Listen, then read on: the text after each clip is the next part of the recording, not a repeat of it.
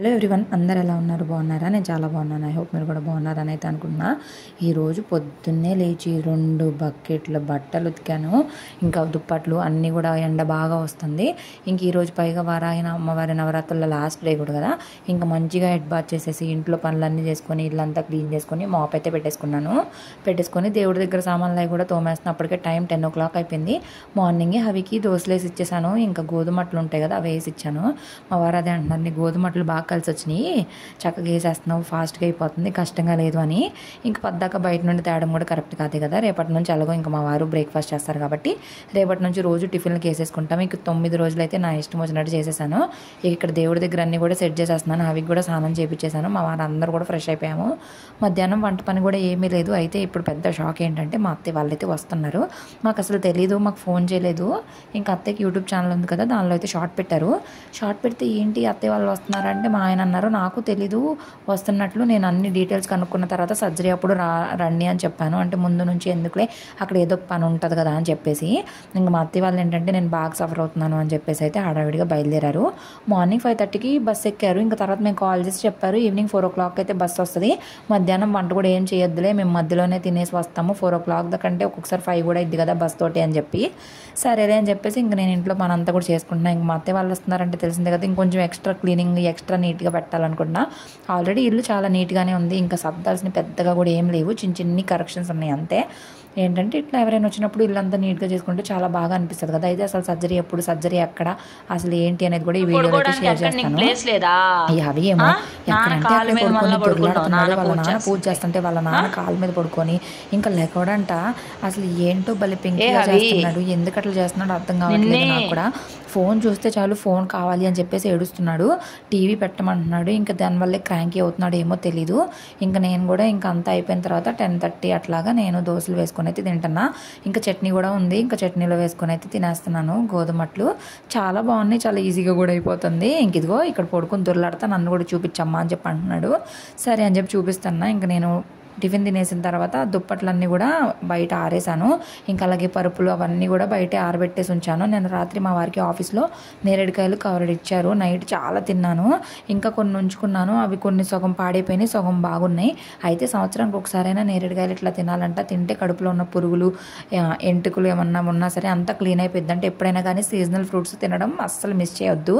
ఇంకా మా వారు వెళ్తుంటే అవి ఏడుస్తున్నాడు, ఎలాగో బియ్యం కూడా లేవులే అని చెప్పి నేను అవిని కూడా తీసుకొని షాప్కి అయితే వెళ్దామంటే వద్దని చెప్పి నానా అని ఏడుస్తున్నాడు.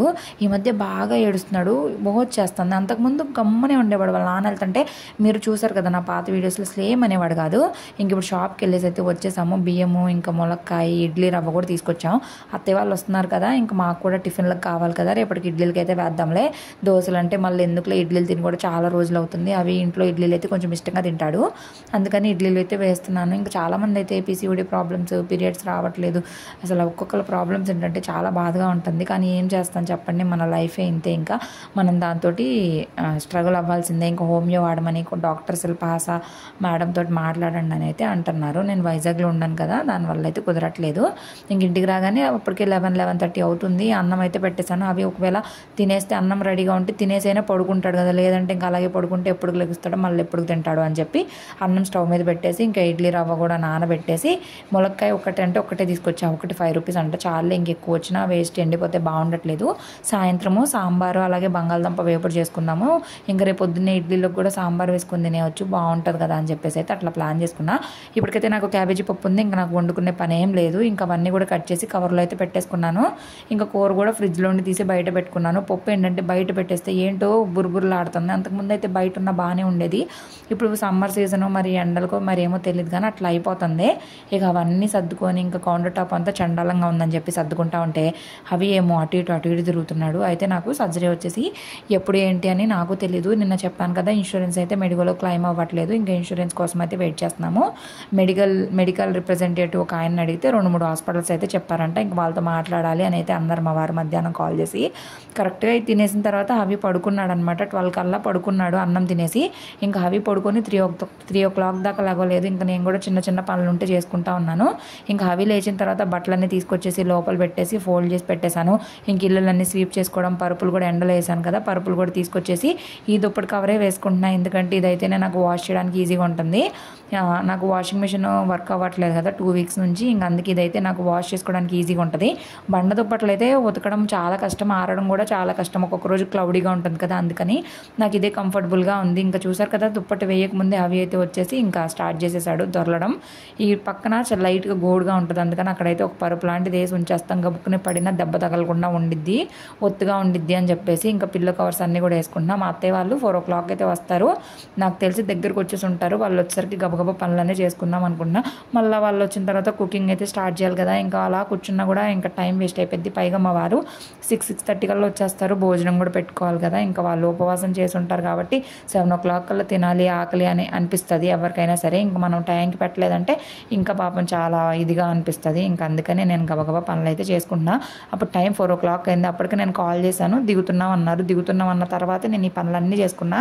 వాళ్ళు వచ్చేసరికి నేను టీ కూడా పెట్టి రెడీగా అయితే ఉంచేశాను. సో రాగానే మార్నింగ్ నుండి జర్నీ చేసి వాళ్ళకి హెడ్ఏక్గా విసుగ్గా అనిపిస్తుంది కదా, అందుకని చెప్పి ఇంకా మా వారే కాల్ చేశారు. ఇంకా 2-3 హాస్పిటల్స్ అయితే మాట్లాడాము. ఒక హాస్పిటల్ అయితే అసలు సర్జరీనే చేయనని చెప్పారు, ఇంకో హాస్పిటల్ ఏమో ఇన్సూరెన్స్కి క్యాష్ బిల్స్ పెట్టుకోండి అని అయితే చెప్పారు. సరే చూద్దాము, నేను తొందరగా వస్తాను, ఎక్కడైతే అక్కడ ముందు హాస్పిటల్కి వెళ్ళి మాట్లాడుకోవాలి కదా. మనం డైరెక్ట్గా వెళ్ళి సర్జరీ చేయమంటే ఎవ్వరు చేయరు కాబట్టి ముందే మాట్లాడుకోవాలి కాబట్టి ముందే వెళ్ళాలి అని అయితే అనుకున్నాము. ఇంక ఇడ్లీకి రవ్వకు కూడా నానబెట్టుకున్నా కదా, మినపప్పు కూడా కడిగేసి అక్కడ పెట్టేసుకుంటే తర్వాత అయితే మిక్సీకి వేసుకోవచ్చు. పప్పు కడగడం టైం పట్టింది కదా అని చెప్పి ఇక్కడ పప్పు కడుగుతుంటే అవి దాని మీద ఎక్కి అక్కడ నేరేడుకాయలు ఉంటే తిని రకరకాలుగా చేస్తూ ఉన్నాడు. ఇంక లెగిసిన దగ్గర నుంచి ఇంకా ఆడుకుంటాడు కాసేపు, లేదనుకోండి ఇంక ఏడుస్తాడు. అసలు ఎందుకు ఏడుస్తాడు ఏంటో అర్థం కాదు కానీ ఏడుస్తూనే ఉంటున్నాడు. ఒక 4-5 రోజుల నుంచి మాత్రం బాగా ఎలా మరి ఎట్లుందేమో, హెల్త్ బాగోలేనప్పటి నుంచి భలే విసుగు వచ్చేస్తుంది మాకు. నైట్లో పడుకోడు, చాలా ఏడుస్తాడు, అలా రకరకాలుగా చేస్తున్నాడు. ఇంకా మా అత్తయ్య వాళ్ళు రాలేదు, సరే ఇంకా టైం ఉంది కదా అని చెప్పి ఇంకా నేను కందిపప్పు అయితే కొంచెమే ఉన్నాయి, ఇంకా దాంతో చారు పెడదామని ఇంకా తీసుకున్నా. ఇందాక నేను షాప్కి వెళ్ళినప్పుడు నాకు గుర్తులేదు, లేదంటే ఇంకా కందిపప్పు తీసుకొని వచ్చి ఉండేదాన్ని. అయినా పర్వాలేదు, పప్పు చారుకే కాబట్టి సరిపోయన్నీ ఉన్నాయి. ఇంకా బియ్యం కూడా నానబెట్టేసుకుంటున్నా. ఇంకా అన్నీ నానబెట్టుకొని రెడీగా పెట్టేసుకుంటాను. నాకు ఏంటంటే ఏదైనా ఒక ప్లానింగ్గా చేసుకుంటే నాకు ఇంకా హడావిడిగా ఉండదు. ఒక్కసారిగా గబగబ చేసేయాలంటే నాకు కుదరదు, లేదంటే అలా కూర్చొని ఉండడం కూడా నాకు అస్సలు కుదరదు. ఏదైనా టైం టు టైం చేసుకోవాలి, పర్ఫెక్ట్గా ఉండాలి అనుకుంటాను. సో అవి కూడా 6 కల్లా అన్నం తింటానని ఏడ్చాడు అనుకో, అన్నం కూర రెడీగా ఉంటే తినేస్తాడు కదా. ఒకవేళ మా వారు వచ్చినా సరే ఇంక అంతే, నేను 5 o'clockకి కుకింగ్ స్టార్ట్ చేస్తాను. ఇంకా కొండలో కూడా అవికి బాగాలేనప్పటి నుంచి వాటర్ పోయట్లేదు, మళ్ళీ ఎందుకు పోసిన దగ్గర నుంచి అవికి కొండలో వాటర్ తప్పిస్తే మళ్ళీ జలుబు వస్తుంది కదా అని చెప్పి కొండలో వాటర్ అయితే పోయట్లేదు. ఇంక ఈరోజు కొండలో వాటర్ కూడా పోస్తున్నాం. మా అత్తయ్య వాళ్ళు వస్తున్నారు కదా, వాళ్ళు కొండలో వాటర్ తాగుతారు, అందుకని ఇంకా కొండంతా నీట్గా కడిగేశాను. మధ్యాహ్నం అవి పడుకున్నప్పుడు ఏ పని చేయలేదు, ఇంకా అలా కూర్చొని ఉన్నాను అనమాట. అప్పుడు 2 hours వరకు, లేకపోతే ఈ పనులన్నీ అప్పుడే అయి ఉండేవి. ఇంకా సరేలే, అప్పుడు సౌండ్ వస్తుంది కదా, అవి లేస్తాడు. లేచినాక ఎంతసేపు చేయొచ్చు, ఎంతోసేపు పట్టదు, ఈ పనులన్నీ ఒక 1/2 hourలో అయిపోతాయి. అవి సహకరించాడంటే చాలా, అంతకంటే ఏముండదు. ఇప్పుడైతే మంచిగా సహకరిస్తున్నాడు. ఒక్కొక్కసారి అయితే సహకరించకుండా ఏడుస్తూ ఉంటాడు, తెలిసిందే కదా పిల్లలతో ఎలా ఉండిద్దో. ఇంకా అందుకని ఇదిగోండి ఇంకా అవి ఆకలి అంటున్నాడు, అన్నం అంటున్నాడని నేను ఒక పక్కన రాగి జావకి అలాగే అత్తయ్య వాళ్ళకి టీకి కూడా అయితే పెడుతున్నా. సాయంత్రం పొంగల్ పెట్టాలని చెప్పి పచ్చిపాలు అయితే ఫస్ట్ కొన్ని తీసేసుకొని ఫ్రిడ్జ్లో పెట్టేసుకుంటున్నా. మిగిలిన కొన్ని పాలతో అత్తయ్య వాళ్ళకి టీ పెడుతున్నాను. ఇంకా సాయంత్రం మా వారు లాస్ట్ రోజు కదా పొంగల్ అన్నం అయితే పెట్టమని అడిగారు, సరే పెడదామని చెప్పి అయితే అనుకుంటున్నాను. అయితే నేను మీకు విషయం చెప్పాలి. మా అత్తయ్య నేను ఇలా సర్జరీ అని చెప్పేసి మా అత్తయ్య కాల్ చేసి చెప్పలేదు. కాల్ చేసి చెప్పకుండా నేను యూట్యూబ్లో షార్ట్ పెట్టాను. అప్పుడైతే ఫోన్ చేసి ఇంత బాధ, ఇంత షేర్ చేసుకోకుండా ఎందుకున్నావు, మేము ఫోన్లో చూసి నేను నిన్ను అడగాల అని చెప్పి అయితే చాలా ఫీల్ అయ్యారు. కొంచెం తిట్టేశారు కూడా, ఎందుకు అట్లా చేసావు, నువ్వు నాకు చెప్పాలి కదా, నాకు బాధ వేసింది అని అయితే చెప్పారు. నేనేంటంటే ఎప్పుడుండే ప్రాబ్లమ్సే కదా, ఎందుకు చెప్పడం, పద్దాగా బాధ పెట్టడం ఎందుకు, నాకే క్లారిటీ లేదు, విసుగ్గా అనిపించింది. అప్పటికి నేను 2 days ఆగి షార్ట్ పెట్టాను. అది చూసి కూడా చాలా బాధపడి నాకు చెప్పాలి కదా, చెప్పుంటే బాగుండేది కదా, ఇట్లా ఎందుకు చెప్పలేదు అని అయితే బాగా బాధపడ్డారు. తిట్టేశారు కూడా కోపంలో. ఇంకా ఏదైనా మనకి కోపంలో తిట్టినా సరే ప్రేమతోనే తిడతారు కదా, నేనైతే అసలు ఏం ఫీల్ అవ్వలేదు. కరెక్టే కదా, కానీ నేనేం చెప్పానంటే ఎందుకు బాధ పెట్టడం, నాకే ఒక క్లారిటీ లేదు, సర్జరీ ఎప్పుడో తెలియదు, చెప్పొచ్చులే అని చెప్పి చెప్పలేదు అని అయితే చెప్పాను. మేము షార్ట్స్ చూసి అడగాల, మాకు చెప్పరా అది ఇది అని అయితే అన్నారు. ఇందులోపు అత్తయ్య వాళ్ళు అయితే రానే వచ్చేసారు. అలా పిలువే నాయనమ్మేది దామను, నానమ్మ కూడా వచ్చిందా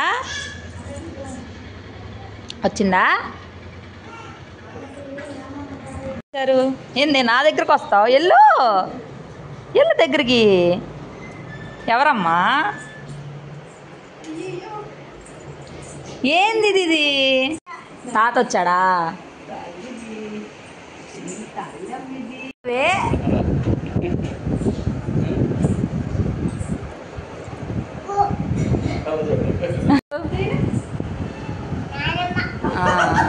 తాత నానమ్మ టీ మాత్రం నువ్వు ఎంత ప్రేమ చూపించినా తాపీరు పాలు షార్ట్ కట్ పా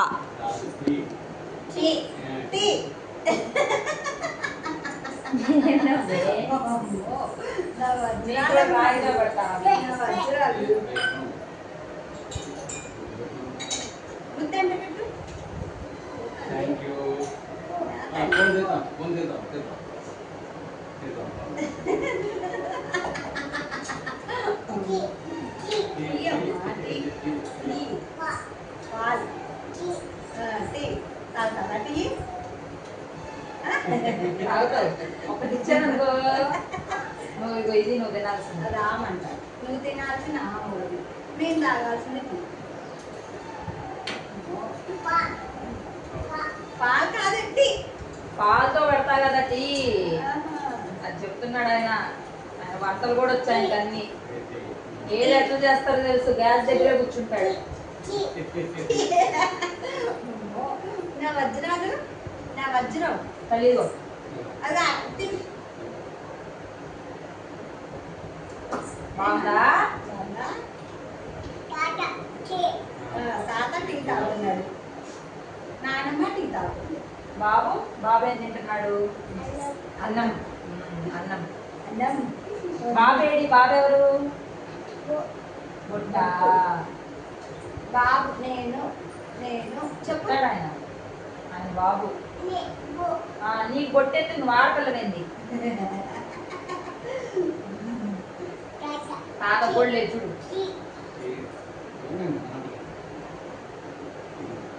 బాగుందా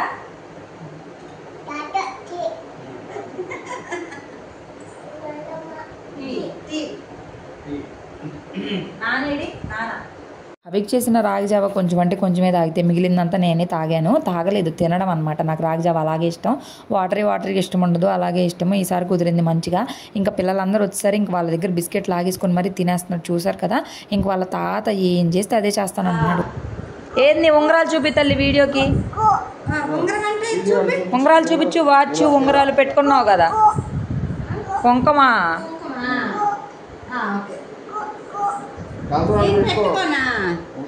ఏది ఉంగరాలు చూపి ఉంగరాలు ఉంగరాలు చూపించు డాన్స్ అయ్యి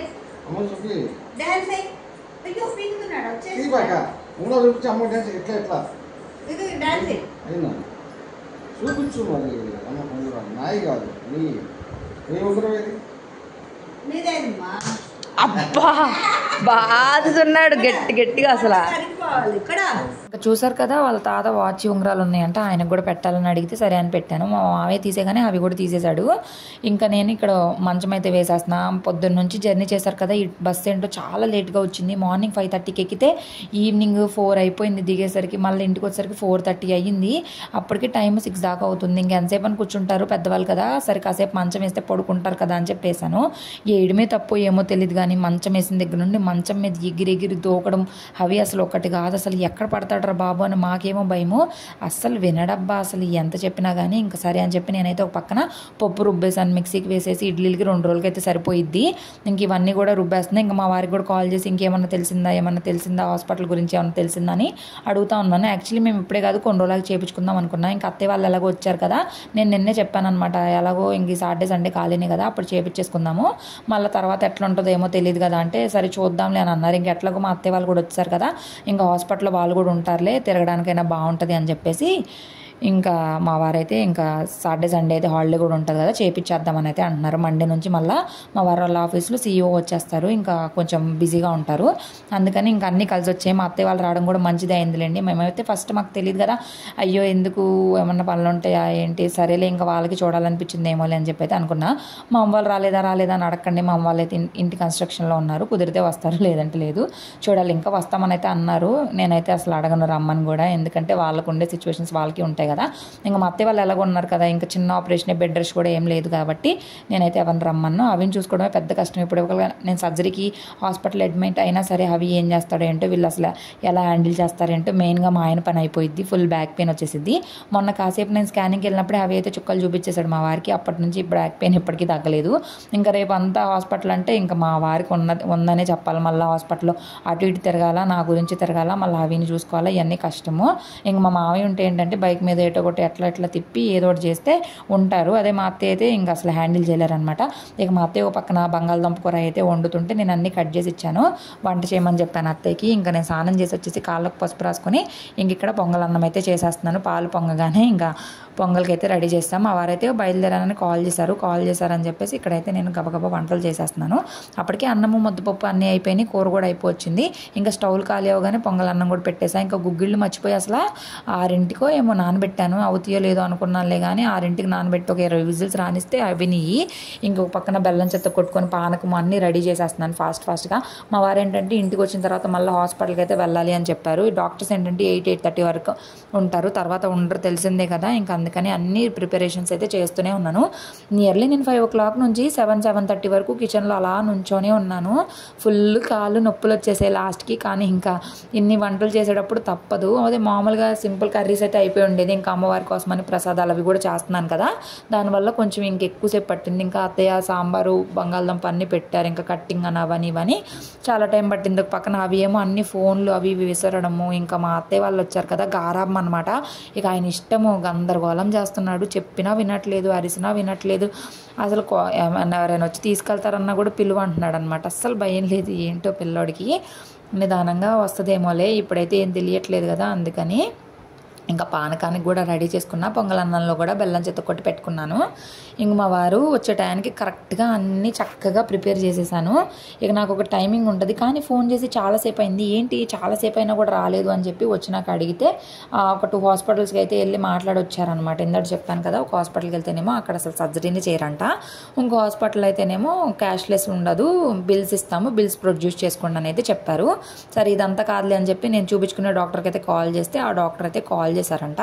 ఇంకా అక్కడికైతే వెళ్ళి మాట్లాడాలి అని అయితే చెప్పారు ఇంటికి వచ్చిన తర్వాత. ఇంకా నవ్వుతావేంటి నాన్న, సీరియస్గా తిడుతున్నా, సీరియస్గా తిట్టు, సీరియస్గా తిట్టు. ఫోన్ 3 సార్లు పడేశాడు దేవుడా. ఎందుకు ఇసిరావు? నాన్న రియాక్షన్ అడిగారు అవి, నాన్న భలే రియాక్షన్ ఇస్తున్నాడు. నాన్న కొడుకులు ఒకటే. ఇంటికి రాగానే మా వారికి ఇట్లా ఫోన్ ఇసిరేసాడని చెప్తే తిడతంటే నవ్వుతున్నాడు. ఇంకా రాగానే ఆయన ఫ్రెష్ అయిపోయి ప్రసాదాలన్నీ పెట్టేసి చక్కగా పూజ చేసుకున్నారు. ఇంకా గుగ్గిళ్ళు, వడపప్పు, పులిహార, పొంగలి, పానకము ఇవన్నీ చేశాను లాస్ట్ రోజు ఫైనల్గా. ఈరోజు కుదిరిని ఇన్ని ప్రసాదాలు చేయడానికి. ఇంకా అలాగే వేడివేడిగా అన్నము, బంగాళదుంప వేపుడు, ఇంకా మా వారు వస్తా ఆనియన్ బజ్జీ, బ్రెడ్ బజ్జీ, రకరకాల బజ్జీలు తీసుకొచ్చారు. నేనేమంటే పూజ చేసినాక తిందామని చెప్పి ఆగాను. ఇంకా అత్తయ్య వాళ్ళందరూ తినేశారు. అవి ఏమో మిగిలినవి అన్నీ పాడు చేశాడు. ఇంకా సాంబార్ కూడా టేస్ట్ సూపర్గా ఉంది.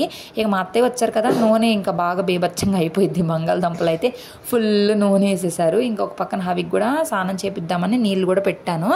మా వారు ఇప్పుడు భోజనం చేసేసి మళ్ళీ హాస్పిటల్కి అయితే వెళ్తానన్నారు. నేను వెళ్ళాల్సిన అవసరం లేదులే, జస్ట్ ప్రొసీజర్ చెప్తాను, మీరు రాకపోయినా పర్వాలేదు, మీ హస్బెండ్ని పంపించినా పర్వాలేదని లాస్ట్ టైమే చెప్పారు. సో ఇన్ని వంటలు అయితే చేశాను. చూడడానికి ఈజీగా ఉంది కానీ చాలా అంట్లు వచ్చాయి. మా అత్తయ్య తోమేశారు అంట్లన్నీ కూడా. ఇంకా చాలా వరకు కొంచెం పని తగ్గినట్టే. ఇంకా కూడా ఒకళ్ళ తర్వాత ఒకళ్ళం అయితే కంప్లీట్ చేసాము. ఫస్ట్ అవికే పెట్టాను, 6 o'clock ముద్దపప్పు వేసి పెట్టేశాను. ఇంక మా వారికి కూడా పెట్టేసి మామయ్యకి పెట్టి అత్తయ్యకి పెట్టిన తర్వాత లాస్ట్కి నేను కూడా అన్నం అయితే తింటున్నా. ములక్కాయలు భలే ఫ్రెష్గా ఉన్నాయి, పొద్దునే తెచ్చుకున్నా కదా, భలే ఉన్నాయి, తింటున్నా కూడా భలే అనిపించింది. ఇంకా అంతా అయిపోయిన తర్వాత ఇల్లంతా క్లీన్ చేసేసుకొని ఇంకా షింకులు చాలా అంట్లే వచ్చాయి. ఇంకా అత్తయ్య క్లీన్ చేస్తున్నారు. ఇంక మా మామయ్య అవి తీసుకొని బయటకు వెళ్ళారు. వాళ్ళ డాడీ బయట హాస్పిటల్కి వెళ్ళారు కనుక్కోవడానికి అని చెప్పి. మళ్ళీ వచ్చేలోపు గబగబా పని చేసుకుందామని అయితే ఇక్కడ నేను స్టాండ్ అయితే సర్దేసి ఇస్తున్నాను. ఇంకా అత్తయ్య అంట్లు తోముతానని చెప్పారు. ఇంకా అట్లు తోమేసి అత్తయ్య ఫ్రెష్ అయిపోతారు. ఇందులోపు నేను హవి కూడా స్నానం చేయించాలి. ఇంకొచ్చిన తర్వాత మా ఆయన ఏం చెప్పారు ఏంటి అని కూడా చెప్తాను. ఇంకా డాక్టర్ దగ్గరికి వెళ్ళిన తర్వాత రేపు మార్నింగ్ అయితే 6 o'clock లోపు ఏదో ఫుడ్ అయితే తినమని చెప్పారంట. రాగి జావ కానీ పాలు తాగదు అంటే రాగి జావ తాగమని చెప్పారంట. తర్వాత 9 o'clock అయితే అడ్మిట్ అవ్వమని చెప్పారు హాస్పిటల్లో. 9 o'clock అడ్మిట్ అయితే తాతకొద్దు, తాత పెట్టుకోకూడదు, చేతి కనిపించలా మొహం. ఇటు చూపించు నీ మొహం స్టిక్కర్ ఏదమ్మా బొట్టు అడిగి పెట్టించుకున్నావా నానమ్మ పెట్టుకుంది నువ్వు పెట్టుకుంటావా అవునా తాతకి ఎందుకే నువ్వే పెట్టుకోకూడదంటే బ్యాడ్ బాయ్